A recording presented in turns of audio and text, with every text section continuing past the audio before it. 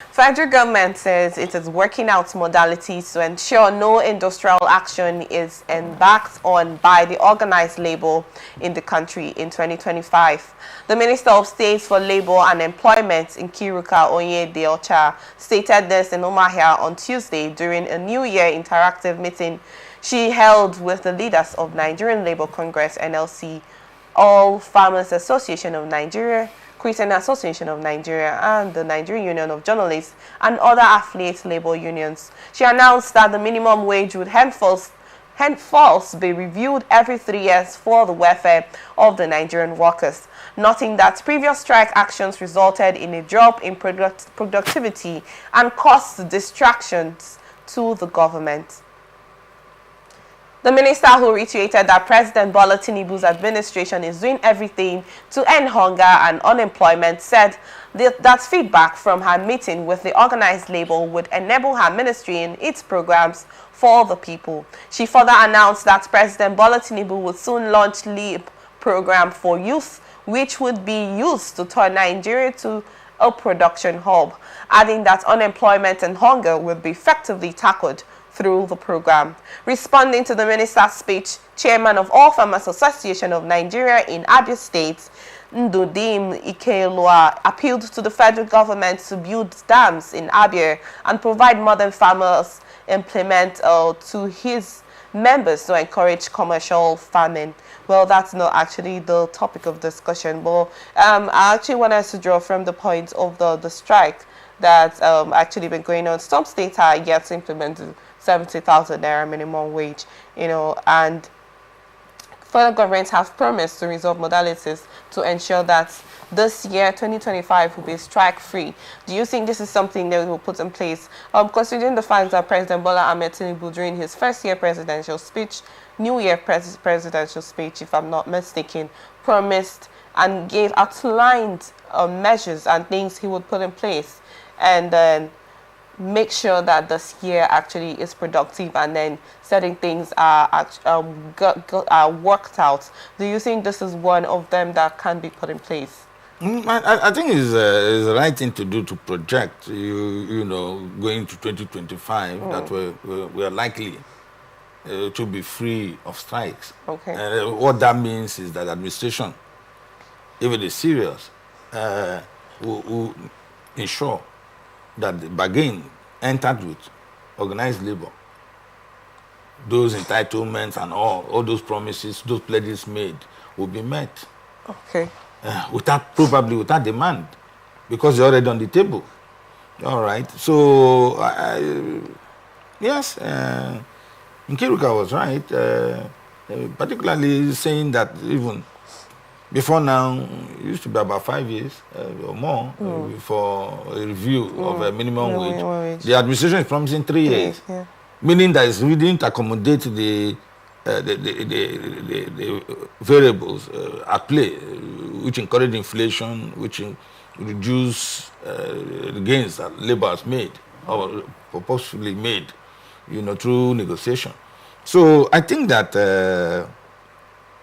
it's a good sign that the administration is willing to avert strikes, because honestly speaking, you lose man hours, you face distractions, and then that should have been created within the time of the strike, lost, So honestly, as a matter of policy, if the intention,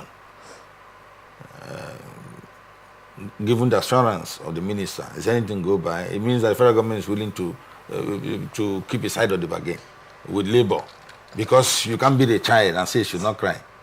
Okay, so if that is going to happen, my thinking is, I'm just trying to be positive in my analysis of it, that perhaps government is saying that all understandings with labor will be respected. Okay. And that the expectation is that because they will respect it, labor may have no need to embark on strike in 2025. Okay. Quickly, Chief, I actually talked about the minimum wage that some states are yet to implement, and then this 70,000 naira minimum wage that some states, like River State, decided to pay 80,000 naira to We're paying 85. 85, right? I'm paying 85. Oh, which is commendable. And then we're paying workers. We're paying workers 100,000 naira bonus. Which is commendable. But some states are yet to implement this. The federal government urged all governors to implement this. Some are yet to implement. So, do you think the NLC would agree with what this promises that the federal government had said that they will actually put this in place when some of them have not seen the first one that was promised to them? Look, if the federal government meets its commitment to workers at the federal level, and state governments at their level meet the commitment of workers, and there are states that are not meeting those commitments, how is it our problem? NSC should face those ones now. Picket them. If you want to demonstrate there. Because and not bring it to the I'm federal not making a government. national issue. Okay. You see, but what this thing shows very clearly is that we have elements of a unitary system in our so-called federal arrangement. Not all states, should pay equal salary. Yes. It's not done. But because we are running a unitary system and somehow it favors labor to put pressure on the system, to collect more money for its workforce. But in truth, a man who, for example, let me use American example, who's working in Arkansas, cannot earn the same amount of money that the man is who is working in Texas is earning. It's not possible. But maybe the idea is that there's a minimum wage. The minimum that any Nigerian worker, But I think there's also very strong need to review some of these holistic understandings. Okay. Because if it's a federalist state, there's nothing stopping me, Rivers State, from having my own Supreme Court. Okay. Even though there's a national Supreme Court. Yes. There are things that states normally should, in my view, be allowed to handle. Okay. If you ask a man to chew more than his mouth can accommodate, it's likely to choke or vomit. Yes. So I think that's what's happening in those states.